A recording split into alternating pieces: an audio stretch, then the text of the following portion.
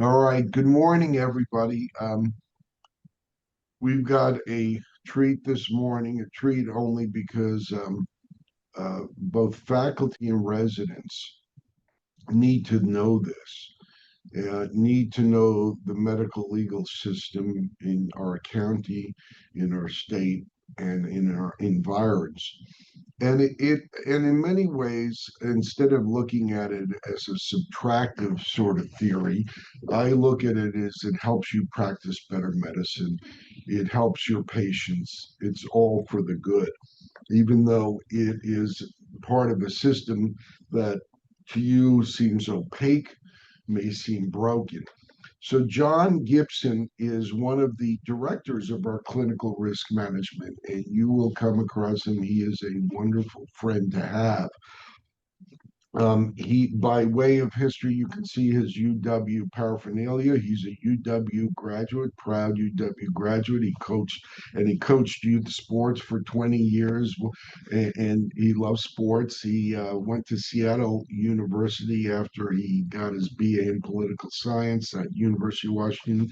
Went to Seattle University to get his JD degree. He's run a law firm. He was the president and managing attorney of Gibson Peabody, where he did civil litigation. And he's had many other jobs, but he retired from that job only to be pulled back into the maelstrom um, by UW Clinical Risk Management.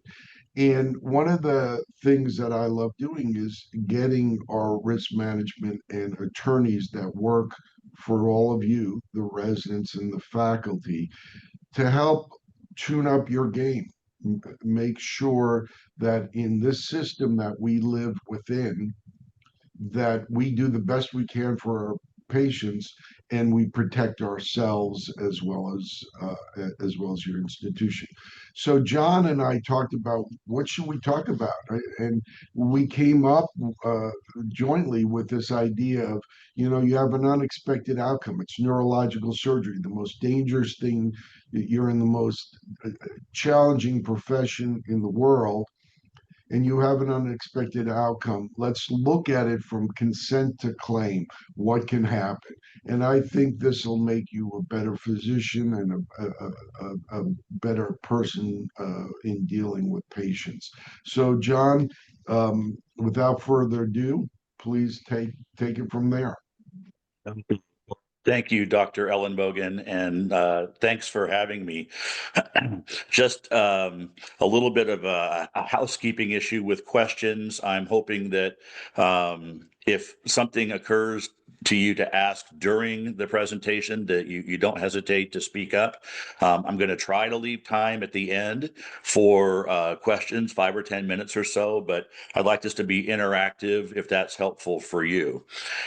Today, we want to talk about the process of what can happen with an event, starting with the informed consent discussion, all the way through the end of a claim or lawsuit if you have an unexpected outcome.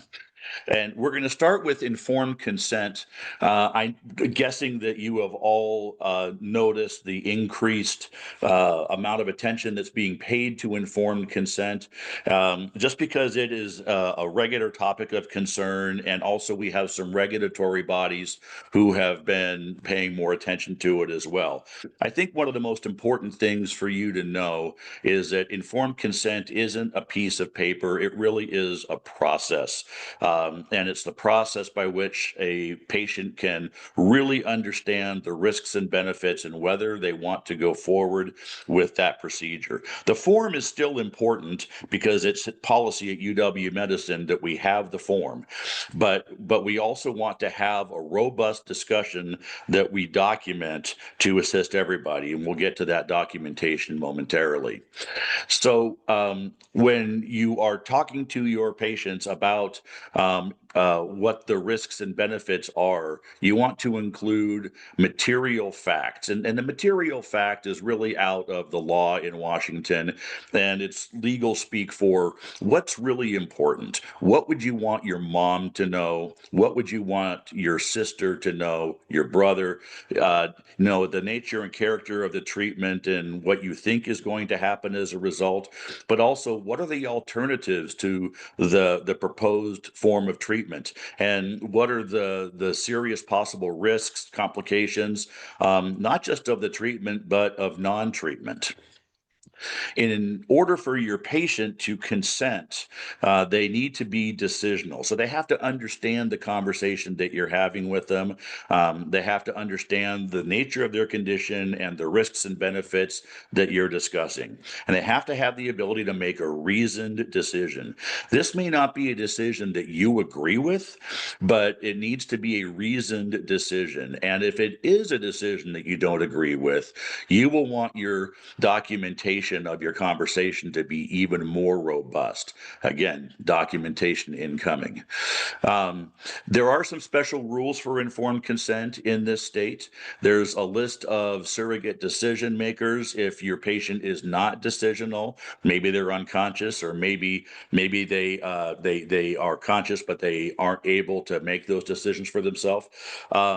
There's a list I can show you. But when we are talking to the surrogates, we need to make sure that they are exercising substituted judgment, and you'll want to document that as well. And that just means it's not what, say, the wife wants or what the husband wants, what the daughter wants. Is what do you think the patient would want for themselves? If there is no surrogate, let's say, and there's no emergency, we'll need a court-appointed guardian. Every once in a while, we'll have a minor who is our patient, and hopefully they have a guardian or a parent who is able to consent for them. But if not, first of all, reach out to me and we can talk through what to do. But occasionally you will get procedures or situations where a minor could consent for themselves. Here is the list in order of the informed consent surrogates. This comes out of a statute in Washington. One thing to note about this is that we need to have unanimity among the class of people that we are able to reach. So you reach the highest level of surrogate that you can reasonably reach, so you don't have to exhaust all efforts. If we can't find the spouse and adult children are available, then we can talk with the adult children. But if there are, let's say, 3 adult children, then all 3 need to agree. If we can only reach 2 of the adult children, now we only have 2 people that we can reasonably reach. Now we need unanimity among those 2. And again, situations like these, my department is more than happy to walk through the best route. Every once in a while, I will come across someone who believes that there is such a thing as 2-physician consent in the state of Washington, and there is not. There may be in some other jurisdictions, but a physician may not consent for their patient's care in this state. Now, there may have been some confusion in the past because of a form that we no longer use. There used to be an emergent treatment confirmation form that required the signatures of 2 physicians. We no longer use that form, thanks in part to Dr. Levitt. And so just keep in mind that we shouldn't even be using that phrase, because I think it can be confusing for some people. If we don't have a surrogate available and the patient isn't able to advocate for themselves, there may be an emergency, and we can proceed with what the patient needs under the emergency exception. I would guess that there are more emergencies in neurosurgery than there are in most other disciplines. And in order for something to, the emergency exception to apply, we have to have a recognized healthcare emergency. And if that exists and the patient and the surrogate are unavailable to consent, the state of Washington implies consent. So here we do not need physicians to consent because because they can't. But consent isn't necessary anyway, because the consent is implied. I know that's nuanced, but I'm sure you can all understand that, and I'm happy to go into it further if we need to. As to what constitutes an emergency, there's no specific definition recognized in Washington law. So at UW Medicine, we include treatment necessary to preserve life or prevent serious disability, some sort of acceptable outcome that will be long lasting. And you can see that third bullet point there. We can include other types of treatment that can't be delayed without risking unacceptable deterioration or aggravation. Again, all of these situations, including that, if you'd like to talk through it, we are available. Sometimes in the moment you're unable to do it. So have those ideas in mind when you determine whether we just need to go forward to save the patient. We have informed consent forms, and there have been some changes in our approach to these forms, and they're with regard actually to changes to the forms. So I want to walk through a few of these just to make sure that we're all on the same page. First, please never alter the pre-printed text on the forms. That can get us in trouble, not just legally, but with the regulatory bodies. We want to make sure that the potential providers are specifically listed by name. You can include more than one. You can't say something like the neurosurgery department. You have to include specific doctors, and you should be discussing those specific doctors as possibilities with your patient. The intended procedures must be specifically listed and include laterality and level, say spine surgery, if those things are known at the time. The consent is sometimes obtained over the phone or over Zoom, and those forms must include completed witness information. Every once in a while, we will have a situation where a minor correction to the form is necessary. Minor corrections, such as typos in what, or not, I guess it wouldn't be typos, but a misspelling or someone accidentally put the wrong date. We can correct those without a new form if a new form is going to be unwieldy. To do that, we strike through the incorrect information and we add the correct information, and then we initial and date the change. It's helpful to be able to have the patient initial and date those changes too for minor corrections. For a major correction, such as procedural details, we need to complete a new form. And this has just been made clear to us by CMS and other regulatory agencies. Every once in a while, and you probably all have experienced this to some degree, we'll need to add a procedure at the last minute. There's last minute imaging. There is, so we have decided that in addition to the procedure that was originally included on the form, we want to add something else. If we do that and it isn't reasonable to obtain a new form, then we can add that procedure at the last minute by writing it onto the form and having the patient and the provider initial and date that addition to the form. I want us to be careful about that, though, because we have been sued over additional procedures that weren't specifically listed on a form. So if we anticipate something maybe being necessary, we should include that on the form to begin with when we do the initial discussion and the patient signs the form.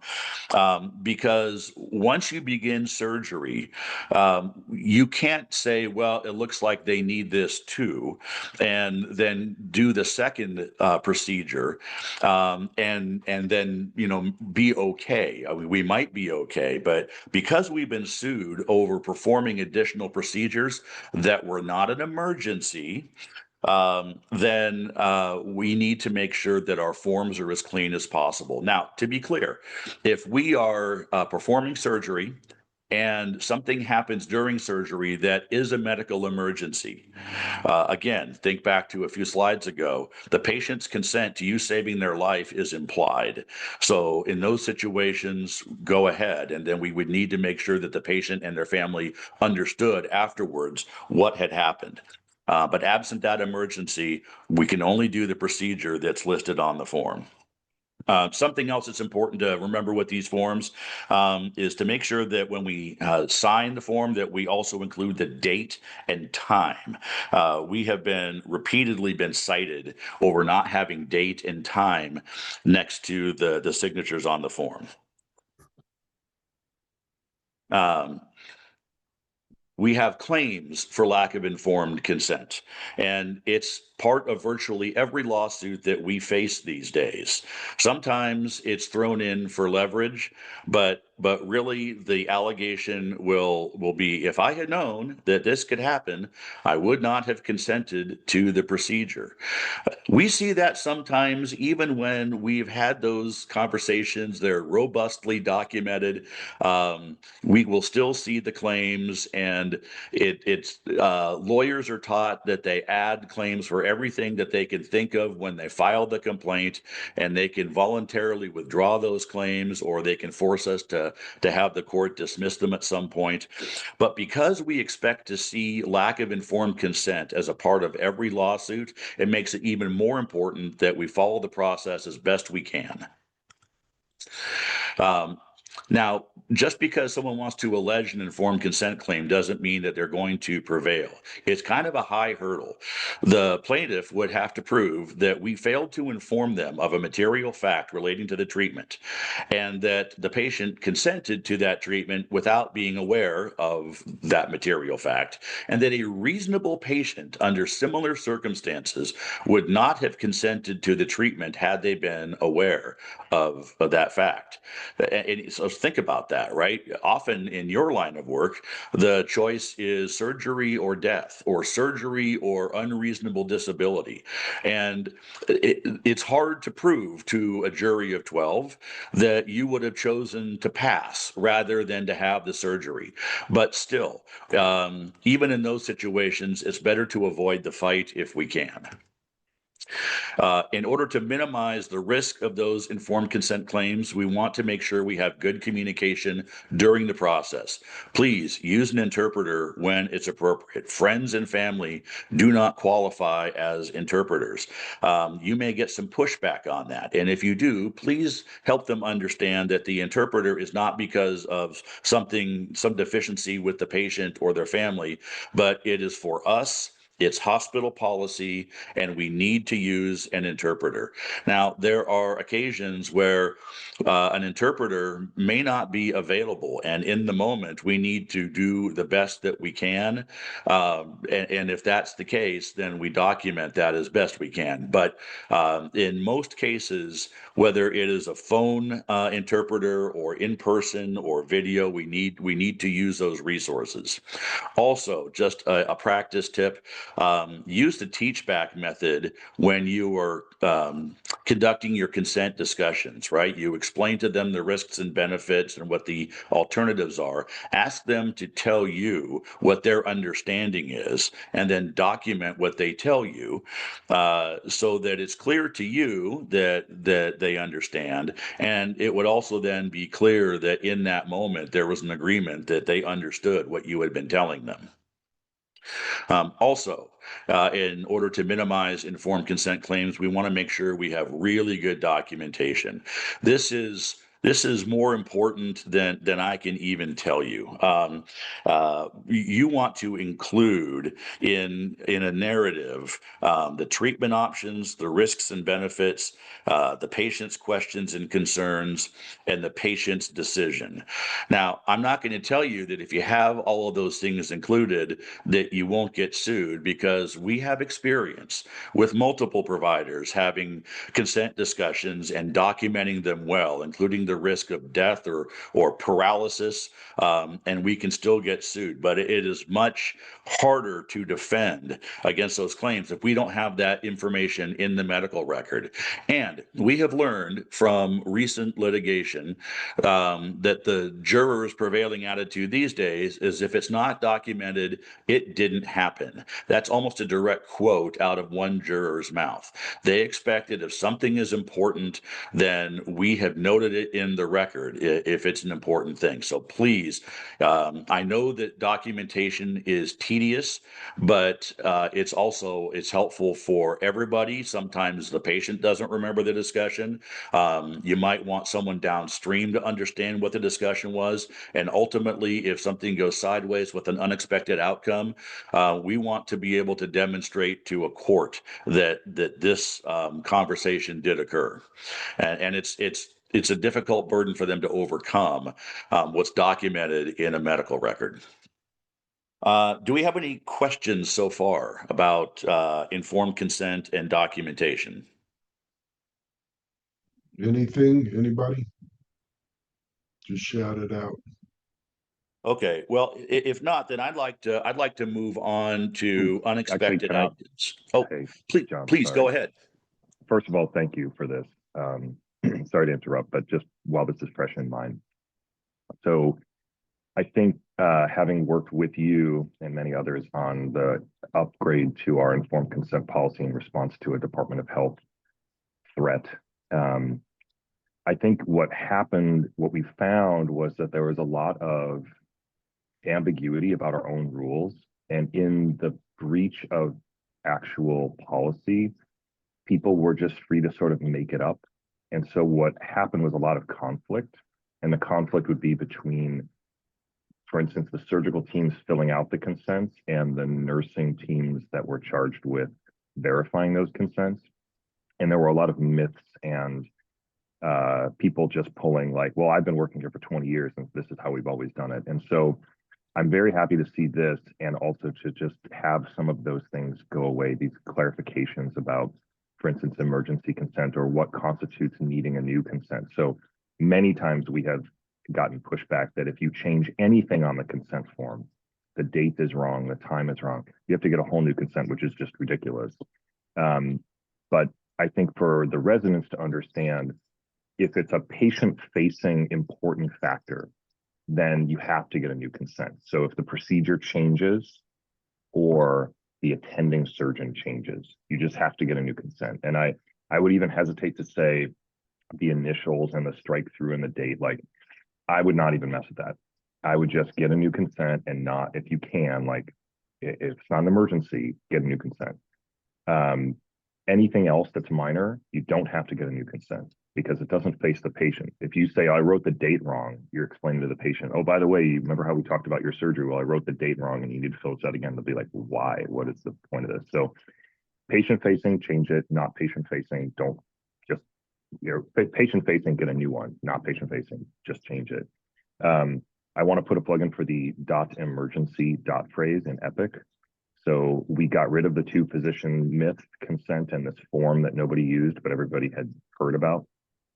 And so if you have an emergency case, you cannot find a surrogate, patient can't consent for themselves, it's not possible.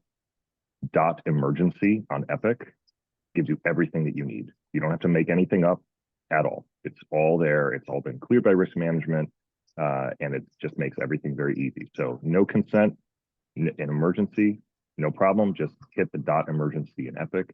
And then the last thing, again, that was a myth was this idea that if you had an intraoperative change in an emergency, suddenly, if it wasn't on the consent, you couldn't do it. So you had to include every possible emergency procedure on every consent. And that's obviously not true.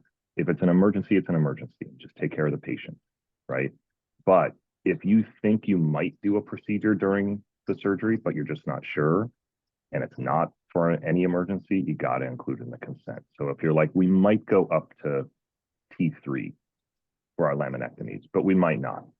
Put it on the consent, possible T3. But let's say you weren't planning on doing it, but then during the procedure, there was a fracture at T3 and you've got to do a laminectomy. Then of course, just do it and then tell the patient family afterwards. So just keeping that in mind, I think it's common sense, but in the absence of rules, people kind of make up their own. So just keeping that in mind. Dr. Levitt, that was really helpful, and I like the approach. regardless of what changes we're officially making that hopefully we will be able to educate everyone about, I really like the kind of bright line approach of if it's patient facing and important, we just need a new consent. If it is a minor mistake, then a strike through is okay. Yeah, that's. And I want to thank you for your help in making some of these changes too. Speaking of you, Dr. Levitt, you are one of the two surgeons in your group who have explained to me that you can do everything just right, make no mistakes, and there still is a bad outcome. And we call that neurosurgery. And I want to emphasize to everybody that these outcomes can occur even with the best and most experienced surgeons. And part of it is because you work on the most complex and difficult cases known. And it's unusual, I have to say, to meet an experienced neurosurgeon who hasn't had something go wrong or unexpectedly. Doesn't mean that you made a mistake. It just happens because you've done so many procedures. And oftentimes, these don't result in any kind of a claim or lawsuit, hopefully because you've had really good communication with the patient or their family before or after. And I want to make sure that we focus on that a little bit. Let's say something unexpected happens. Hopefully it's something that you discussed during the informed consent process, but maybe it's not. We want to communicate with them as soon as reasonably possible after an unexpected outcome. And I can tell you that one of the most important drivers of patient complaints and lawsuits is inadequate communication. My department can help you prepare for those initial disclosure discussions and also disclosure discussions after we have done our QI reviews. And sometimes that's by role play, right? I can play the part of the patient or their family member. I can be upset. I can be angry. I can be distraught. All the things that we might expect with an unexpected outcome. And then we kind of work through, how are you able to communicate to the patient what happened in a way that will make them a little bit less fearful while we look into this. Sometimes that's a series of conversations with the family, but we want to reach out as soon as we can. And usually the first time we reach out, we don't know what happened, right? We need to be able to tell them that we're going to look into it. We do want to acknowledge that something has happened and to share what we absolutely know. We want to express empathy and really focus on their perspective of what happened, their fears, their concerns. We don't want to speculate about what happened. You may get, hey, doc, I get it. You don't know, but what do you think happened? We need to avoid doing that because we may not know everything, and we don't want the patient or their family to anchor on something that turns out to either not be true or maybe a minor factor in what happened. We have some general principles with really any hard conversation, but especially these disclosure conversations. We want to stay focused on the patient perspective. We want to listen way more than we talk. Let them speak, let them express their concerns. We want to, again, avoid speculating, even if we're pressed. We want to address patient emotion. We don't want to ignore it and try to just talk through it. You can say something like, oh, I can see that this is upsetting for you. I sense that you're angry, you're upset. That's just fine to do, right? Recognize the patient emotion. I understand that you'd be feeling that way. And that helps to help validate the patient and make them hopefully feel a little bit better. Questions in that first discussion are the answer. The biggest mistake that we make when discussing harm events with patient is lack of planning and preparation. I can't emphasize this enough. We don't want to fumble through, especially more complicated disclosure conversation, because we haven't anticipated the questions or thought about how we would thoughtfully explain this to our patients. So again, my department is available to have those planning discussions. I suspect you have colleagues who have had these conversations before, who are able to help you explain and practice those conversations. We may have AI tools coming down the road that will help with those conversations too. I also want you to understand that it's okay to say, I'm sorry. I'm sorry about what has happened to you is always appropriate. You don't want to say, I'm sorry that I made a mistake or I'm sorry for what I did to you, unless we're at the point where we know that that's the case, right? If you are able to apologize for their experience within 30 days of knowing what happened, or that something went wrong, that apology cannot be used against you in court. There's a statute that protects you from that, right? So that apology can help us keep the lines of communication open, again, validate the patient and their concerns, and just helps to humanize the situation without having to worry about being questioned about it repeatedly in a deposition. After we have an unexpected outcome, you want to report the event as soon as possible. You can either enter a safety net report or you can call my department. And if you prefer not to enter a safety net report, let us know and we will enter it for you. We'll just ask you all the information that's needed.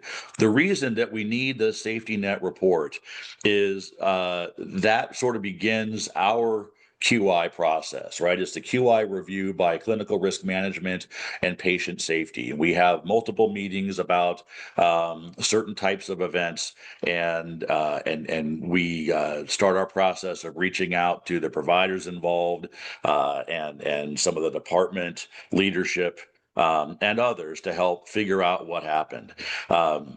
Keep in mind that the report that you enter is secure, it's confidential, it's QI protected, and really once you enter that safety net report or once you call us, we can pretty much protect all of the information that is exchanged among us. As to what information is protected by the QI privilege, it's information that's created specifically for and collected and maintained by a quality improvement committee. Now, let's say that Dr. Levitt calls me. I'm a member of multiple QI committees, and so as soon as he calls me, the information he is providing is going to end up in a QI system, one or more, and so all that information is going to be protected because ultimately I report that information up through my committee structures.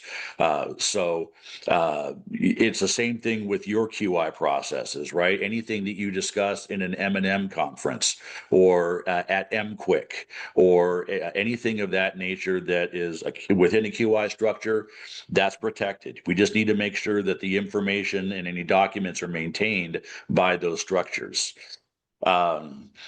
Documents containing QI information need to be maintained within those committees on shared QI drives, not on your individual computers or in email accounts. You should know that we get bombarded with public records requests.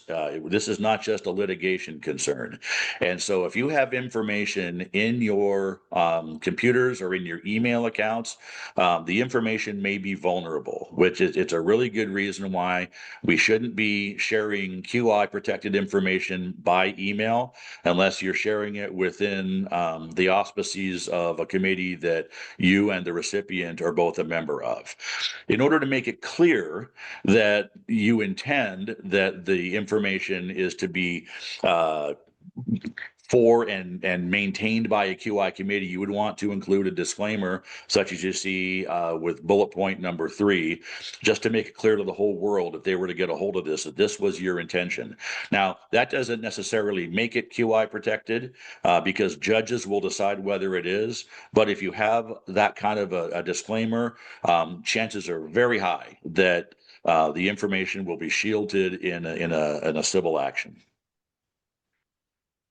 Please also understand, though, that it is an evidentiary privilege for litigation and other civil proceedings. The QI privilege is not absolute. If the Department of Health or CMS or some other government investigation occurs, the QI privilege doesn't necessarily apply, and that information can be shared. When we are looking at, when we're conducting our QI review processes, we are trying to determine whether the care failed to meet the standard of care. And you may hear that phrase. And some people think that it means that, well, it's the standards at Harborview Medical Center or UW Medicine. And that's probably true to some degree. But what that really means is a standard of care within the community of neurosurgeons within, let's say, the state of Washington or King County. It's did you perform in a way that a reasonably prudent surgeon would perform when facing the same or similar circumstances? If we determine that there was a gap in our care and that we failed to do something and there was some harm to the patient as a result, and we need the resulting harm, because otherwise there's not much that we can do for the patient other than maybe tell them what happened. But if they haven't been harmed, they really don't have a basis for a lawsuit. My department may recommend writing off some or all of the patient's bill. We may facilitate communication with the patient and family regarding any future care that's needed and how that's going to be paid for. And then we may interface with claims if we believe there is a strong chance of a claim or lawsuit, and provide them with the heads up and the information that they need so that they are prepared ahead of time if there is a claim or a lawsuit. One of the things that we will look into is whether CRP is appropriate. And CRP stands for Communication and Resolution Program. You can see some of the bullet points there as to what that means, but essentially we are trying to communicate with the patient and the family and resolve it as soon as we can. We are developing and will have in place, hopefully early this next year, a communication and resolution program that is a standalone program that is separate from risk management. It is separate from claims, and they will have a director and patient facilitators. And essentially, if we identify an event that we think we should do something for the patient or explain what happened and engage in some sort of dialogue over an unexpected outcome, then we can enlist them to lead that process. It allows you, to the extent you don't need to participate in conversations, to practice medicine, and there should be some efficiencies in trying to resolve some of these matters without lawyers and the claims department and all that. Very, very excited about this.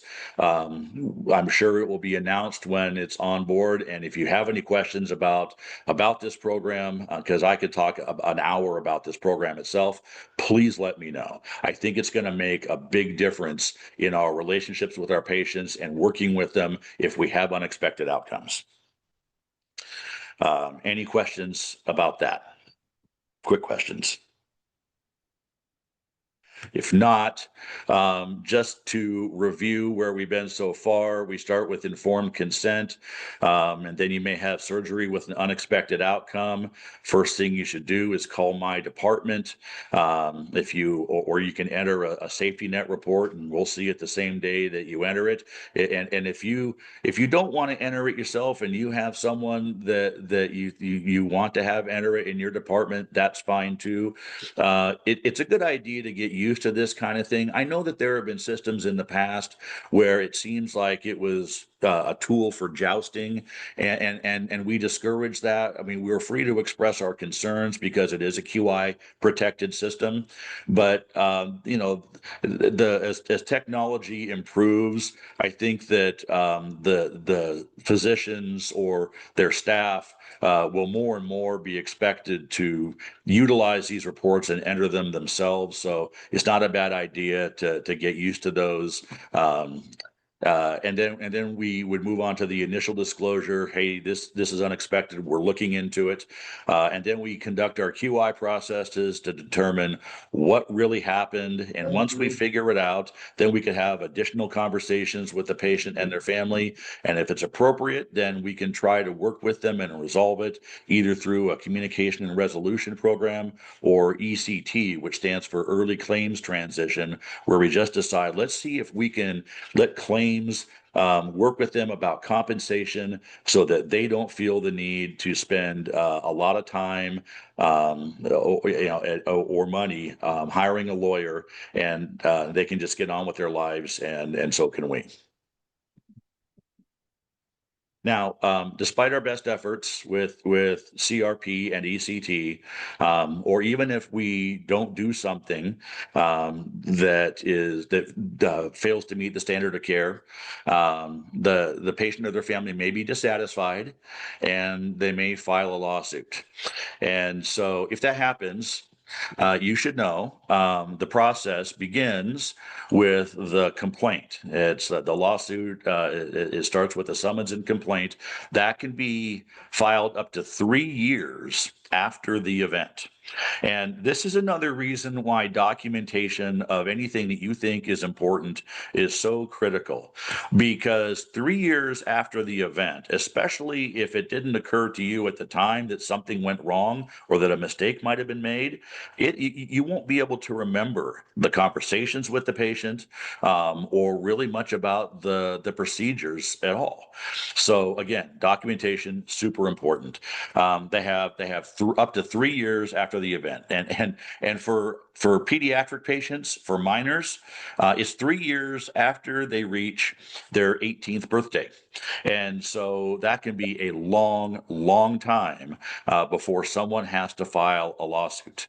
After the lawsuit's filed, we'll spend about 18 months conducting discovery, and that mostly includes written discovery, which are interrogatories and requests for production. And interrogatories are written questions that all the parties get to send to each other.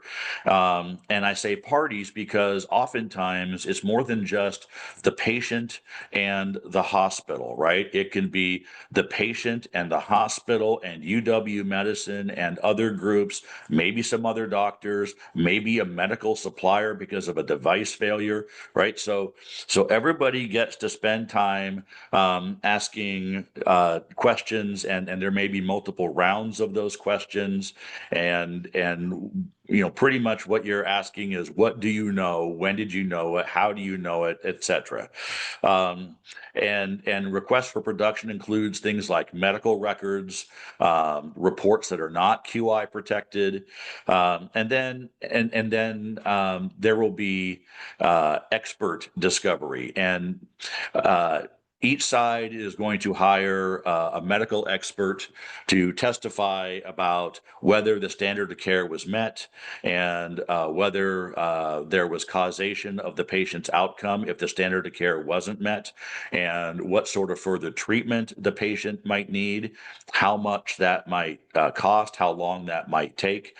And I don't want to sound cynical, but it's not difficult to find a testifying expert to say that you didn't meet the standard of care. That's, to be sure, we have also good relationships with really good expert witnesses who can explain why you did meet the standard of care or why there was no causation. But that is a battle. And so some of the written discovery will be focused on what are your opinions? How did you reach those opinions? Do you have a report? Give us a copy of your report. And then we'll have rounds of depositions, and depositions are written it's testimony, with a court reporter, and it has the same effect as if you're testifying at trial. And the transcript of the depositions can be introduced at trial if something at trial is said it's inconsistent with the deposition testimony. And you would expect that the treating providers are likely to have a deposition taken, maybe someone who is involved with leadership in the department may be testified. A risk manager may be testified. It may be called to testify. It happens, right? The experts certainly will be called to testify, and sometimes those depositions are going to be held all the way across the country where the doctors may be practicing. So once everybody kind of knows what everybody is going to say at trial, because you've asked the questions in advance during a deposition, and you know what documents they have, then there will be an effort at mediation before trial, and mediation will involve a neutral person, such as a retired judge, or somebody who is a well-respected neurosurgeon, for example, although typically it is a retired judge. And all of the parties will gather in a location, usually in separate rooms. The judge will go room to room talking about the case and seeing if there isn't some way to resolve the lawsuit before it goes to trial. And oftentimes that happens because more than 90% of the medical malpractice cases that are filed never go to trial. It may seem distasteful to settle a case when we don't feel like we have done anything wrong, or that somebody is asking for too much. However, by settling a case, we are able to let everyone get on with their lives, including the physicians who don't have to have something hanging over their head for another several years. Now, often the mediations are unsuccessful because the sides just can't come to agreement. And so we will end up in trial, which will begin typically 18 to 24 months after the lawsuit was filed. And now again, we are 5 years out perhaps from the event that actually happened. Some of these trials can take months. They typically will take no less than 2 weeks. I think the average these days for a trial is about a month, during which time it's hard to practice medicine because you are focused on needing to be at trial every day. Because if you are being sued and your face isn't present for the jury, that can create issues. Of course, that's all fact dependent, and in those cases, the lawyer running the case will help you make that determination. So we're 5 years out, and we reach a verdict somehow. Now, any party to the trial has the right to appeal the verdict. It's a matter of right, and they appeal it to the Court of Appeals. And we can get a decision back 1 to 2 years after the verdict. And the Court of Appeals can uphold what the trial court did, or they can send it back to trial. And so now it goes back to trial, and we may be 7 years out from the event in question. And then that trial has to be scheduled and conducted. And then after that trial is over, any party has a right to appeal that result. Now, you're not just appealing the result saying, I don't like it. You have to find errors in what the trial judge allowed or didn't allow during trial. It's not hard to find those mistakes because judges are human beings, and over the course of a month, they will certainly make a mistake or two, sometimes more. Anyway, after maybe the appellate court says, yep, the trial court did just fine. Now, any party can petition to the state Supreme Court for discretionary review. That decision can come back a year or 2 years after the appeal. And they have several options. They can uphold what happened at the trial court and the Court of Appeals. And if they do, the case is done. If not, they can send it back to the Court of Appeals for further proceedings, or they can send it back to trial, and then there could be a further appeal. I will tell you folks that I had a trial in 2018 that is still on appeal. And I have been involved in other cases that have been on appeal for 10 years or more. That's not common, but it's also not super unusual too. I think by the time you resolve a case, you are usually anywhere between 5 to 7 years following the event. During that time, your practice is disrupted, and your insurer or your institution or whoever has spent hundreds of thousands, if not millions of dollars on legal counsel and other trial necessities. So that right there is one of the best reasons for settling a case, not because we're giving in, not because someone else is right, not because we're going to give them something that they don't deserve, but because you need to get back to work and live your life, put it in your rear view, maybe not have to work with those patients again, but maybe you will. But avoid the enormous expense that's involved for everybody and makes life more difficult. All right. Any questions? Anything, anybody?